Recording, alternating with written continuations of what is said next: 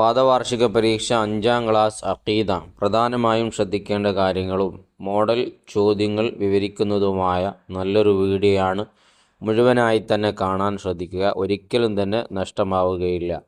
ചോദ്യത്തിലേക്ക് വരുമ്പോൾ യോജിച്ചവ ചേർക്കാം എന്നാണ് ഒന്നാമത്തെ ചോദ്യം. ഒന്നാമത്തത് ഈജിപ്ത് ഗവർണർ ആരാണ്? അംറു ബിൻ ആസ് എന്നതാണ് നമ്മൾ അവിടുന്ന് തിരഞ്ഞെടുക്കേണ്ടത്. രണ്ടാമത്തത് ഇന്ന ഷിർക്ക് എന്ന് പറഞ്ഞാൽ അള്ളാഹുവിൽ പങ്കു ചേർക്കുന്നതിനേക്കാണ്. അവിശ്വാസം, പങ്കു ചേർക്കുക, മറന്നു പോകരുത്. തൗഹീദ് ഏകദൈവ വിശ്വാസവുമാണ്. അപ്പം ഇന്ന ഷിർക്ക, അള്ളാഹുവിൽ പങ്കു ചേർക്കുന്ന ഷിർക്ക് അഥവാ അവിശ്വാസം, ലുൽമുൻ അദീം, അത് വലിയ അക്രമമാണ്. മൂന്നാമത്തത് മൻ ആദാലി വലിയൻ, എൻ്റെ ഔലിയാക്കന്മാരോട് ആരെങ്കിലും ശത്രുത വെച്ചാൽ ഫഖദ് ആദൻതുഹു ബിൽ ഹർബ്, അവനുമായി യുദ്ധത്തിലേക്ക് ഞാൻ തയ്യാറാവുകയാണ്. അതാണ് അവിടുന്ന് തിരഞ്ഞെടുക്കേണ്ടത്. നാലാമത്തത് എല്ലാ ഗോളങ്ങളും അതിൻ്റെ ഭ്രമണപഥത്തിൽ നീന്തിക്കൊണ്ടിരിക്കുന്നു. 5 പ്രവാചകന്മാരുടെ മുഅ്ജിസത്തുകൾ മരണാന്തരവും നിലനിൽക്കുന്നതാണ്. അതാണ് തിരഞ്ഞെടുക്കേണ്ടത്. ഈ ഒരു ചോദ്യത്തിലൂടെ നമ്മൾ മനസ്സിലാക്കേണ്ടത്, ഇങ്ങനെ ബ്രാക്കറ്റിൽ നിന്ന് എടുത്തെഴുതാനും പൂരിപ്പിക്കാനൊക്കെ ചോദിക്കും.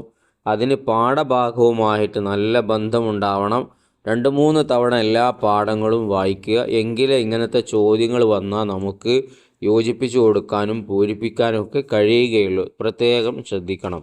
ഇനി രണ്ടാമത്തതാണ് പൂർത്തിയാക്കാം എന്ന ചോദ്യമാണ്. 5 എണ്ണമുണ്ട് അതിൽ. ഒന്നാമത്തത് വലിയ എന്ന പദത്തിൻ്റെ ബഹുവചനമാണ്. വലിയ എന്നത് ഏകവചനമാണല്ലോ, അതിൻ്റെ ബഹുവചനം എന്താണ്? ഔലിയാ.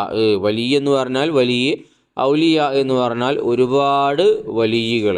രണ്ടാമത്തത് വഇൻ കാനല്ലാഹു യുജിരിക്കി ഫസ്അലുൽ വാഹിദൽ ഖഹാറ അൻ യുജിരിയക്കി.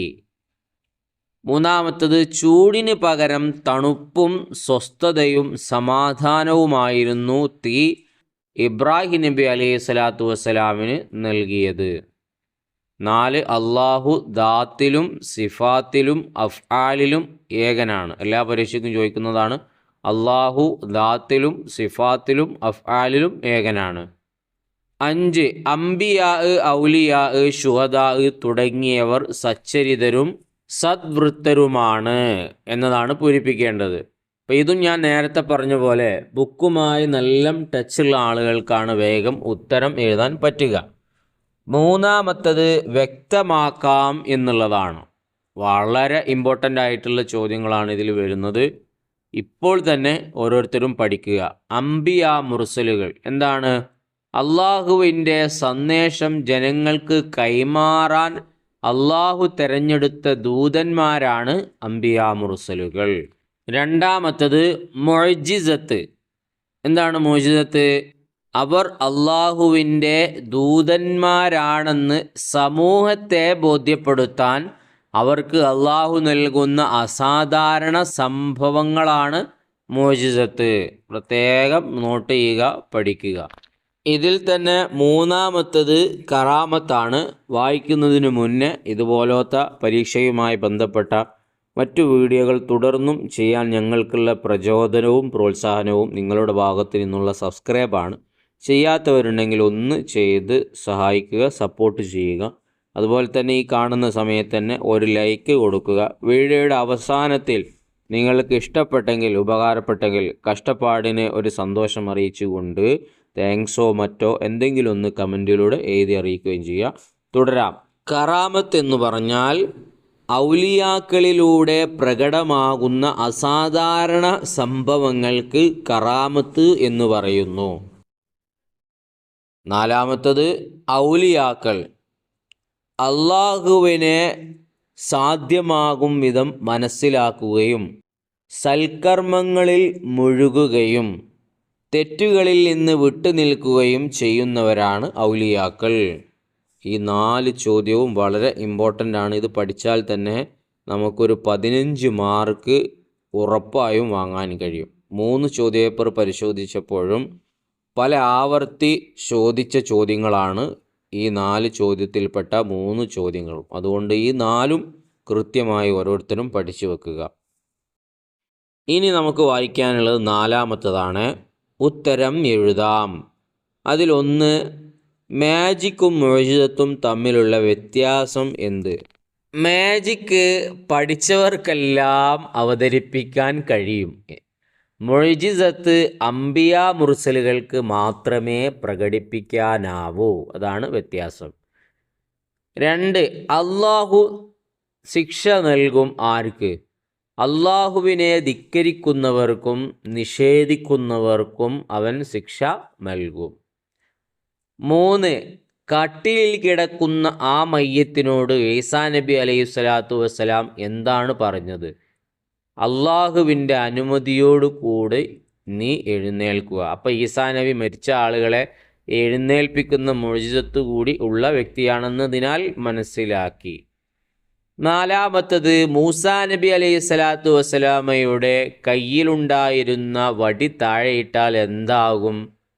സർപ്പമായി മാറും, അഥവാ പാമ്പാകും. 5-മത്തത്, ഷിർക്ക് എന്നാൽ എന്താണ്? ശ്രദ്ധിക്കുക, ഷിർക്ക് എന്നാൽ എന്താണ്?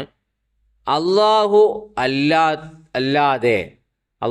അല്ലാതെ ഇബാദത്തിന് അർഹനായി മറ്റൊരാളുണ്ടെന്ന വിശ്വാസമാണ് ഷിർക്ക്. ഈ പറഞ്ഞ ചോദ്യങ്ങളും കൂടെ ഇമ്പോർട്ടൻ്റ് ആയി കാണുക. പല ആവർത്തി ചോദ്യപേപ്പറിൽ വന്ന പല ചോദ്യങ്ങളും അതിലുണ്ട്. ഇനി നമ്മൾ 5-മത്തത് വായിക്കുന്നു. നബി സല്ലല്ലാഹു അലൈഹി വസല്ലമയുടെ മുഅ്ജിസത്തുകളിൽ നിന്ന് 3 എഴുതാം എന്നാണ് ചോദിച്ചിട്ടുള്ളത്. ഇമ്പോർട്ടൻ്റ് ആണ്, ശ്രദ്ധിക്കുക.